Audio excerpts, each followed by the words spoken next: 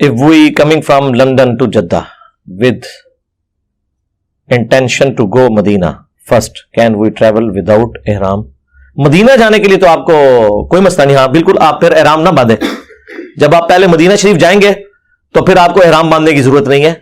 بلکہ نہ, یہاں سے بھی جو لوگ پہلے مدینہ شریف جاتے ہیں احرام نہیں باندھتے, وہ تو پھر خلاف سنت ہو جائے گا نا, کیونکہ آپ مکے تو جا ہی نہیں رہے, آپ جا رہے ہیں مدینہ شریف.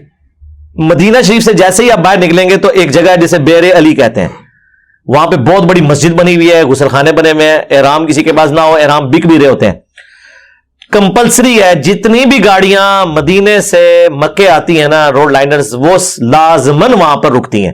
یہ قانون ہے وہاں کا, کیونکہ انہیں پتا ہوتا ہے کہ 99% سواریاں وہ ہیں جو حج اور عمرے کے لیے آئے ہوئے ہوتے ہیں. تو وہ وہاں گاڑی کھڑا کرتے ہیں تقریباً 40 منٹ 50 منٹ, تاکہ تسلی سے اگر کسی نے غسل بھی کرنا ہے وہ غسل کرے. ویسے غسل کرنا سنت, اگر غسل نہ بھی کوئی کرے اور پاک صاف تو ہوتا ہی ہے مسلمان, احرام ڈائریکٹ بھی باندھ دے, خیر ہے بال, انہوں نے وہ بھی انتظام کیا ہوا ہے. تو پھر آپ مدینہ شریف حاضری دیں تسلی سے. اس کے بعد آپ مدینہ شریف سے جب مکے کی طرف بائی روڈ آئیں گے تو راستے میں گاڑی کھڑی ہوگی, اور اگر آپ بائی ٹرین آ رہے ہیں نا, پھر تو آپ کو اسٹیشن پہ جانے سے پہلے گھر سے ہی احرام آپ باندھ لیں اور پھر آپ عمرے کے لیے چلے جائیں.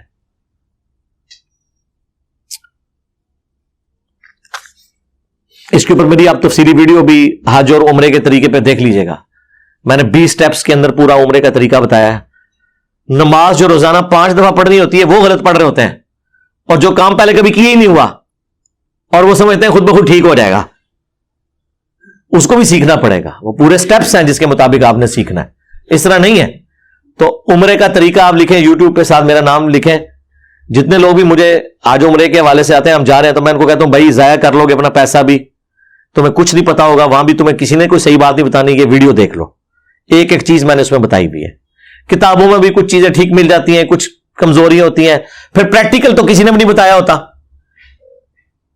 یعنی میرے تو پریکٹیکل ایکسپیرینس ہے عمرے اور حج کرنے کا, تو وہ باتیں جو کتابوں میں نہیں لکھی ہوئی ہیں وہ میرے پریکٹیکل ایکسپیرینس سے تعلق ہے. یہ وہ نہیں ہے جیسے وہ بزرگ کہتے ہیں دین کتابیں نہیں ایسی دساں گے, یہ وہ نہیں. دین تو کتابوں میں موجود ہے, لیکن جو آپ کے ساتھ ہینڈلنگ ہونی ہے, یعنی ایئرپورٹ کے اوپر کیا آپ کے ساتھ کرنا ہے انہوں نے, یہ آپ کو قرآن و حدیث میں تو نہیں لکھا ہوا ملے گا. یہ تو جو گیا ہے اس راستے سے گزرا ہے اسے پتا ہوگا نا, وہ پھر آپ کو بتائے گا کہ بھائی سامان. میں جب حج پہ گیا ہوں 2007 میں, تو 2 ہینڈ بیگ تھے ہمارے پاس, کیونکہ میں پہلے عمرے پہ نمبر آف ٹائم گیا ہوا تھا, مجھے اندازہ تھا کہ یہ ضرورت ہی کوئی نہیں ہے بڑے بڑے بیگ اور کپڑے لے کے جانے کے. ہینڈ بیگ یہ جو کالج میں لوگ لے کے جاتے ہیں نا, بچوں نے لٹکائے ہوتے ہیں, بس ایک میری وائف کا تھا, وہ اس نے اٹھایا ہوا تھا, ایک میرا تھا. اس میں ہم دونوں کا ایک ایک تولیہ, 3 جوڑے, بس کچھ بھی نہیں. اور صابن کیوں لے کے جائیں, ادھر نہیں صابن ملتے, پاکستان سے سستے ہیں, انہی برانڈز کے ملتے ہیں. ٹوتھ پیسٹ کوئی ضرورت نہیں, وہاں سے مل جائے گا. برش وہاں سے مل جائے گا. ہر گلی محلے میں دکاندار, اور دکاندار سارے اردو سپیکنگ. سعودیہ ایک ایسا ملک ہے, اور اس میں مکہ مدینہ تو ایسی جگہ آپ کو لگتا ہی نہیں آپ پاکستان میں ہے یا کسی دوسرے ملک میں, سب اردو سپیکنگ ہے. زیادہ تر پاکستانی ہے, انڈین اور بنگالی بھی اردو بولتے ہیں. آپ کو دکان پہ یہ احساس ہی نہیں ہوتا کہ میرے پاس کوئی ایسا بندہ ہونا چاہیے کہ میں بتاؤں میں کیا لینے آیا ہوں. آپ روزہ پاکستان کی دکانوں میں پھر رہے ہیں, یہ تو مسئلہ ہی کوئی نہیں. تو جب میں وہ بورڈنگ کے لیے گیا نا وہاں پہ, تو اس نے کہا سامان آپ کے پاس, میں نے کہا یہ, کہتے بس, کہتے آپ یار بڑے عقل مند لگ رہے ہیں مجھے. میں نے کہا مجھے پتا ہے یہ ذلت ہونی ہے, جب جدہ ایئرپورٹ پہ آپ اتریں گے نا 2-3 گھنٹے تو آپ سامان اپنا ڈھونڈتے رہیں گے جو آپ نے بک کرایا ہوگا, اور خام خواہ کا بک کرایا ہوا ہے. لوگ پتہ نہیں کیا ہوتا, کمبل بھی لے کے گئے ہوتے ہیں ساتھ. بھائی ہوٹلوں میں آپ کو ہر چیز ملے گی, تولیہ اپنا رکھ لیں, 3 جوڑے رکھ لیں, کافی ہے. ہوٹل میں آپ کے پاس, وہاں جا کے آپ ایک بالٹی خریدیں, آپ ڈٹرجنٹ, آپ کو یہ سارے برانڈ جتنے پاکستانی وہاں پہ سستا مل جاتا ہے, تو آپ ہفتے بعد بھی اپنے کپڑے دھوئیں, کوئی مسئلہ نہیں ہے. کون سے وہاں کپڑے کتنے گندے ہونے ہیں, کچن بھی کمبائنڈ بنے ہوتے ہیں, غسل خانے تو موجود ہیں.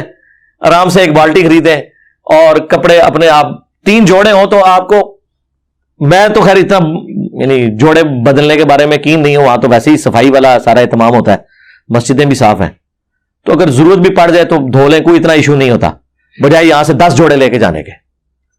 ٹھیک ہے, تو بڑی آسانی کے ساتھ آپ جب, کیونکہ وہ جو ہینڈ بیگ ہے وہ آپ جہاز کے اندر بھی لے کے جا سکتے ہیں. دوسرا آپ کو بک کرانا پڑتا ہے.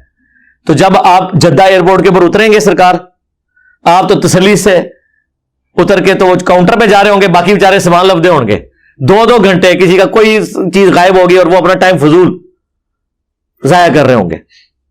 آپ سب سے پہلے لائن میں آگے لگے ہوئے ہوں گے. کٹھے ہی ایک جہاز پہ لوگ گئے ہوتے ہیں, ایک 3 گھنٹے پہلے باہر نکل آتا ہے, ایک 3 گھنٹے بعد نکلتا ہے, اور اس کے پیچھے یہی ریزن ہوتی ہے. تو اس لیے وہ میں نے اس طرح کے ایکسپیرینسز بھی بتائے ہیں اس میں کہ آپ نے یہ چیزوں کا خیال رکھنا ہے.